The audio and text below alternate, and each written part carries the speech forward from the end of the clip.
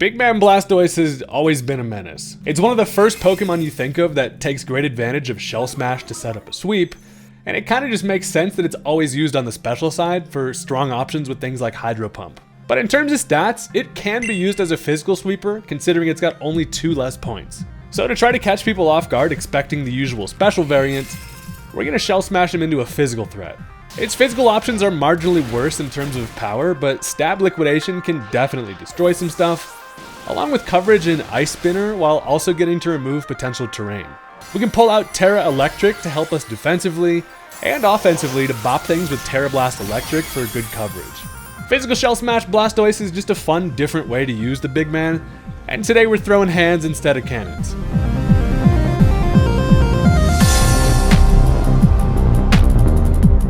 So the idea of using a Blastoise and not using the cannons is just kind of funny. Today we're using a different version of the big man Blastoise that will physically beat you up. If that sounds kind of fun to you, consider hitting that subscribe button. I'm on my way to 400k. I'd love to have you help out, and with that, let's go ahead and jump into the match. Alright, so my opponent decides to lead off with the Hisuian Samurai. Now this brings some good and bad news. Mostly bad. I've got myself a Spidops who's here to be some chopsticks that lays down some sticky web. But the bad news is that I know I'm gonna get spiked on, and I don't have any hazard control, which is great team comp. But as they go for the Ceaseless Edge, I know that I can at least take one of the good news. I can get up my sticky web, which is always nice. We just hit him with the crouch down, boom. They got some webs over there. That's gonna make my life a little bit easier in the back. So, knowing that I don't really have anything to easily switch into the guy, I decide Spidops' best use is often just dying. So I sack the Spidops to now be able to bring in whatever I want. And as now they have 2 layers of spikes, it's going to be something we're going to have to work around a little bit. So, I figure my best bet is to go into Kilowattrel. Now, while I know I can outspeed this thing and threaten it with an electric attack that could potentially bring in the Electivire, but if they do swap into the Electric Yeti here for that motor drive, I figure I can then just bring in the Palossand anyway. So, it's my best bet to just click the Volt Switch here. Turns out they stay in. They let the Samurott take the Volt Switch. And look at that, with Life Orb, it just straight up kills the guy. So Dead Narwhal is great, and Kilowattrel's weirdly shiny feathers is gonna go ahead and swap on out of here. So while I do end up grabbing the kill with the Volt Switch, not generally ideal, because now I have to decide what I want to bring in first, and then they can figure out a matchup. So I figure I'm gonna go Blastoise. I'm thinking if it's something that I can potentially Shell Smash on, I'm willing to try to get that going early to put a lot of pressure on here. Now while I do take some spikes, Blastoise is over here, HD Shell looking great, and they are going to go Electivire. So, Evire comes in. Now, I have 2 options here. Either I can decide to Terra Electric and then be able to Shell Smash, or we go right back in, we just go right into the Palossand. Probably should have gone into that thing initially, but I figure, you know what, if they Supercell Slam, that would actually be hilarious, and then we're in a good spot. So I bring in the Ghostly Castle, and as I do, of course, hit some Legos on the field. They do click the Supercell Slam, and this is why this move is absolute ass. While it doesn't affect me, they have to keep going and crashing, and that does half to itself, which is honestly hilarious. They're like, you know, you what, Electivire, you can have a better physical electric move, but you're gonna pay the price. It's gonna be horrible. But knowing that my best damage and a burn chance on anything they've got is gonna be Scorching Sands, that's what I decided to click. I kind of expected them to swap out.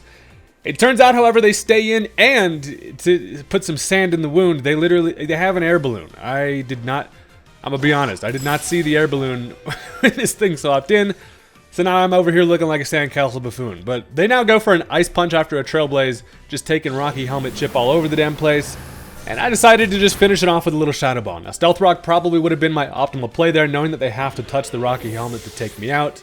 It would have ended up killing them anyway, but regardless, down goes the Electivire, which is great. And so look, I'm not trying to be super reliant on the hazards at this point, because they do have 2 potential Rapid Spinners. Now as they bring in the grooviest pink-suited fella, this is of course a Rapid Spin potential. Cannot go for it on the Ghost type, of course, but then they also have like a Morpeko in the back. And I'm thinking it's gonna probably get spun away, but I'm gonna click the Stealth Rock here, as they kind of have to knock me out if that's what they want to do. It turns out they're going to go for a Terra. Now, I'm over here sitting at 4 HP, so there's no Terra that's going to help them offensively to kill me here. As they go for the Terra Steel, I'm thinking immediately just boosts up something like a Bullet Punch. As they click a Triple Axle, I avoid it. So, Triple Axle comes in clutch with the miss, allows me now to get up my Stealth Rock, and they click the Triple Axle for some reason. So, thing is just staring into my soul with its beady eyes and just grooving while it's looking at me. as now they click the correct move and go for the Bullet Punch, which finishes me off. So, priority Technician boosted Hitmontop is pretty scary with the Terra Steel. This thing's a threat. We know it's obviously not Intimidate, so that means it's just going to be Technician. And I decide now, you know who can set up in the face of a lot of things? Freaking Blastoise. Big man Blastoise comes in here. This thing's natural defensive capabilities just allows it to Shell Smash in front of whatever the hell it wants. So I decide I'm going to start smashing with my base 100 defense. I should be able to take any attack this thing wants to throw at me, or at least we're going to give it a whirl. So I cracked the clamshell, and now we're going to bust this baby wide open. Was kind of hoping for a switch here. You can always bluff the potential for Blastoise to be my Rapid Spinner. You know, they have those spikes over there. I was thinking maybe they would expect the Rapid Spin. Turns out they're going to click the Triple Kick, which is a move that I completely forget exists, and it does decent chip. Now, it's marginally worse than just clicking Close Combat. I suppose you don't have to worry about the defensive drops that come with that. But as that now brings me down to 28 HP, here's the thing. They can, of course, click a potential priority Terra boosted Bullet Punch, but I actually, they switch, first of all. But I actually ended up calcing it out because I was very interested. If it's an Adamant max attack Hitmontop, the max amount of damage it can do in HP would be 27, which is hilarious because I am conveniently sitting at 28. So as they don't Bullet Punch because they probably see the resisted hit and don't, you know, believe in it, they swap into the little hamster who dies a horrific death as most hamsters do. So that takes care of that thing, which is great. And now all of a sudden we're rolling with the Blastoise here. Now, as they bring in Dragapult, we know for sure that they cannot Terra out of this Ice Spinner, and I do outspeed because one Shell Smash allows us to outspeed like the fastest damn thing in the game. That's gonna kill the Pult, and Blastoise is all of a sudden just rolling with a little cannon sweep without even using the cannon. So now they decide to bring back in the Hitmontop. If this thing was Intimidated, it'd be a whole lot more scary. However, it's just gonna touch him Sticky Web, dance around a little bit. And I'm thinking surely they try the Bullet Punch. I know that I can guarantee live it. They do not click it. They don't go for the Bullet Punch. A Liquidation is enough to knock it out. Maybe they're invested in some type of HP or defense, thinking maybe they could live it. A +2 Liquidation just turns his ass to liquid. That's a dead Hitmontop. So without any clear priority, all of a sudden this turns into a Blastoise body bag without the cannons, baby. So now as Armarouge comes in, this is one of the main things that we were worried about potentially not having Stealth Rock for, because it's almost always going to be Focus Sash with his big old shoulder pads over there. So with the Stealth Rock chip, it doesn't matter how many pads Buddy's got on, a Liquidation should be able to knock it out. And the Ninja Turtle over here just zooming around, just punching stuff with a Liquid Fist. So that takes care of the Armarouge, and that is going to be the end of the match. So that was kind of just a ridiculous game, but it just goes to show whenever Blastoise clicks a Shell Smash once, is going to be trouble, and it's kind of fun. So that is now going to bring us into our next match. And I will ask, hey, if you've stuck around this far into the video, go ahead and hit that like button for me. It helps out the channel. It takes you a second to click the button. And we're going up against a very interesting and also scary squad here. But one thing remains the same. We're here to smash some shells with the Stoise. And let's go ahead and jump into it. So this time, there's some problems that can get in our way. First of all, as they lead off with a Gengar, I'm pretty fine with that. I've got myself a bit of a different option here. I decided to go with the Kilowattrel, get a fast little pivot lead, because I was kind of expecting a Galvantula. They have Sticky Web support on their side. They've got King Gambit, who always ruins my plans with Sucker Punch. But on turn 1 here, as I click the Volt Switch, they do stay in. It allows me to pop this thing's air balloon, and then I get on out of here. I do get disabled, and I'm like, peace. I'm going to come back with that shit later. And at this point now I can go into whatever I want against this thing. So I'm thinking my best bet to take special attacks is Assault Vest Hoopa. I got the Hula Hoopa out here, who is just a crazy devil of a mon. And as they click the Sludge Wave, I should be able to take it nicely, which I do with that Assault Vest. And now I can hit anything with a nice knockoff. If they wanted to swap, something's getting knocked off. But it turns out I'm going to knock my damn self off, because they do go for the Destiny Bond, which I was worried about.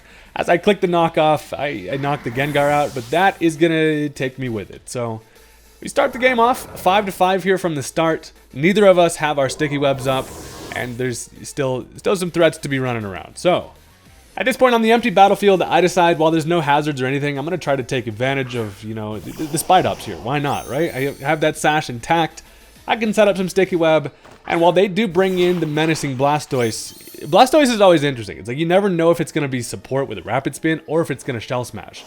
I figure as they click Surf turn 1, it breaks my Focus Sash, probably also tells me this thing is here for rapid spin supports, and that's not really great for me. I set up the sticky web, but then I don't have much that can, I don't have a ghost type to spin block. So I decided instead of that, I'm going to put some pressure on with my own Blastoise immediately, because as I know they're going to click their own rapid spin, I bring in the big man, and them clicking rapid spin while they get rid of my webs, it's really not that bad. This gives me the upper hand position because now I'm free to shell smash in front of this thing, and I know that they can't really touch me, and one thing we love in this world is a free shell smash. So they probably realize what's about to happen to him. So as they end up swapping into their Galvantula, this thing's a little bit of a problem. So first of all, without the Stealth Rock up, this thing comes in for free without taking any damage.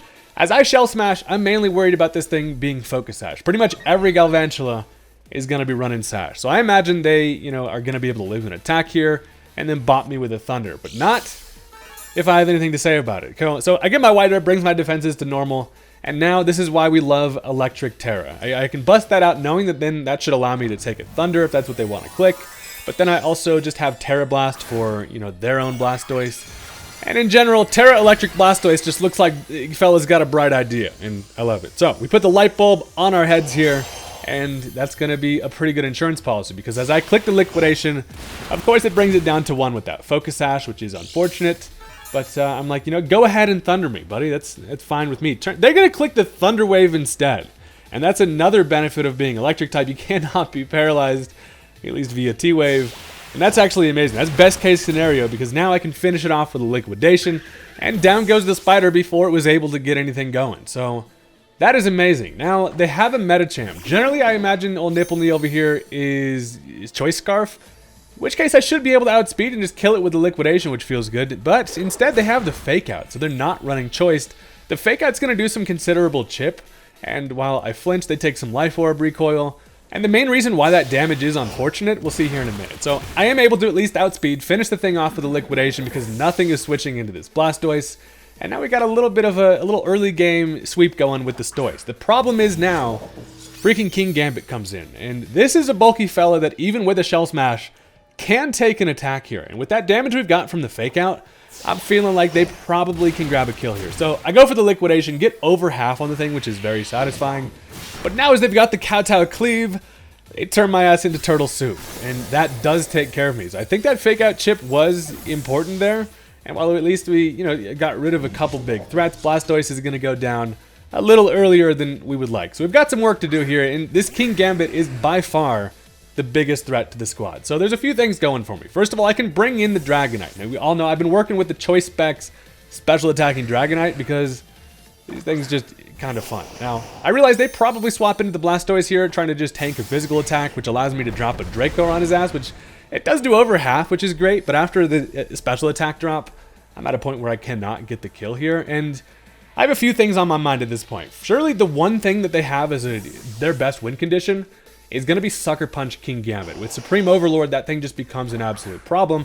And I want to ensure that at least I can do my best to try to keep my Dragonite's multi-scale intact. Now, as they go for the Ice Beam, I actually live with a Kilowattrel, which is great. But now this puts me in a spot with another decision. So here's the thing. Either I go for a Volt Switch, and they stay in and I grab a kill, or they swap into a Rhyperior, which case I could potentially double switch, or I could even set up a Tailwind. I don't know exactly what they want to do here. I just know that Dragonite keeping its multi-scale without any rocks up is going to be my best way of taking an attack from the King Gambit. Now, I decided to make the obvious play, thinking maybe they might expect me to over-predict, and as I go for the Volt Switch, they do bring in Dwayne the freaking Rock Johnson, and in comes Rhyperior, and that is bad news, because obviously it doesn't affect the guy. And now I'm looking at a Rhyperior who is either going to set up some Stealth Rock here, or, worst case, go for a Rock Polish. Now, my best bet feels like it's to swap into the Spidops here. This thing is kind of just expendable as a switch in before at least they can set up Stealth Rock. And if it wants to Rock Polish in the front of me, I can maybe Circle Throw it out. It turns out, however, they just go straight for that Rock Polish, which is horribly bad news. This thing doubles its speed and all of a sudden Slow Rock is very fast. And as they go for that Rock Slide, it does connect and that kills the Spidops. So I've immediately found myself on the back foot here, knowing that this thing is a pretty damn crazy threat. So I am kind of forced to have to use the Dragonite here. There's no other option really. Killer Wattrel does outspeed with this thing not having 2 Rock Polishes, but I can't touch it with the Wattrel. So Dragonite here has to do everything it can. And while I know I can take an attack, And Ice Beam has about a 40% chance to KO. Now, while I know that Draco Meteor does have a high chance as well, I run the risk of not missing the Draco Meteor. And as I connect on the Ice Beam, it lives. Without any HP investment, it's close on getting that a kill. It does not kill. Its solid rock ability saves it a little bit there, and I should have clicked the Draco Meteor, but I figured regardless, the safest play was Ice Beam. I really honestly just off the top of my head in the moment thought that the Ice Beam was going to kill, and it does not. So one more Ice Punch is going to be able to take care of the Dragonite. So down goes my best way of taking a Sucker Punch from the King Gambit, but the game is not over yet, because as I can bring in the Kilowattrel here, this thing can outspeed, and that's why it's not really a huge deal on whether or not we grab the kill with the Dragonite there, because it's at least now in range for an Air Slash to knock it out. And again, this thing is faster than the Rhyperior without 2 rock polishes. So Air Slash is going to connect and kill the Rhyperior, and we're not getting swept by the rock today. So, well, that feels pretty good. Now I do take Life Orb Chip and knock myself out, so down goes the Kilowattrel. And the best thing is, look, what I have left is a freaking Squawkabilly. And Billy is not generally the guy you want to rely on to win a match, but they're going to try our little Billy best. So they've got 2 Mons left. First it's going to be the Blastoise, and then of course they have the King Gambit back there. Now King Gambit is chipped enough to range where a Facade should be able to maybe kill it. And as in comes the Blastoise, I can protect in this thing's face just to guarantee that I get up my Guts ability. It's going to activate that Flame Orb. They do click the Ice Beam. Billy says, not today. I'm flapping my little wings off, trying my damn best over here. And that's going to give me the burn there. So with that, now we have Guts active. I'm free to click a Facade, and it is going to be able to knock out the Blastoise at least. So Big Man Blastoise goes down, and Squawkabilly grabbing kills is always incredibly satisfying. So with that gone, now we've got ourselves in a one-on-one situation.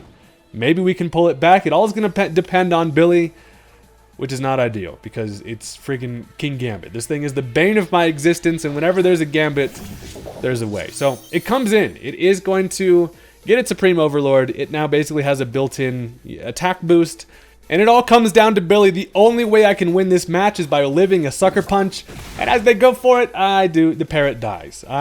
This thing has base 51 defense, which means that, yeah, you breathe in that thing's direction, and his glass bones just just snap.